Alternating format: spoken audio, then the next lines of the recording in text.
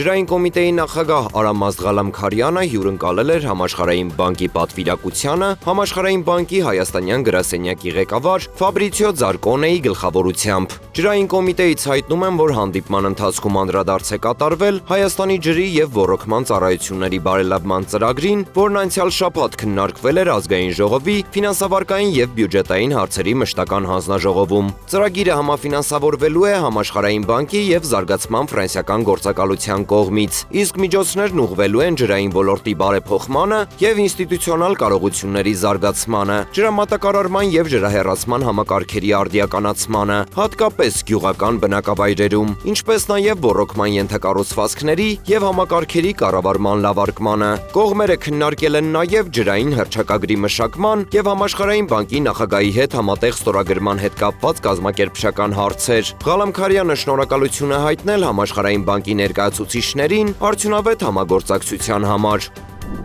Սահմանամերձ եւ առանձին բնակավայրերում ընտանիքների բնակարանային մատչելիության ապահովման պետական աջակցության ծրագիրը, որի շրջանակում ընտանիքներին տրամադրվում է 16 միլիոն դրամ սահմանամերձ գյուղական բնակավայրերում տուն կառուցելու համար, կվերաբացվի։ Նախագիծը ներկայացվել է հանրային քննարկման ի-դրաֆտ իրավական ակտերի նախագծերի հրապարակման միասնական հարթակ։ Ծրագրից կկարողանան օգտվել 2025 թվականի մայիսի 1-ի դրությամբ շինարարության թույլտվություն ստացած կամ հողամաս ձեռք բերած եւ ծրագրի գործող պայմաններին բավարարող ընտանիքները, շահառուները, որոնք տունը կկառուցեն այն սահմանամերձ բնակավայրերում, որտեղ բնակչության եւ շահառուների թվի հարաբերակցությունը փոքր է 10%-ից, ապահովելով 10%-ի ցուցանիշը։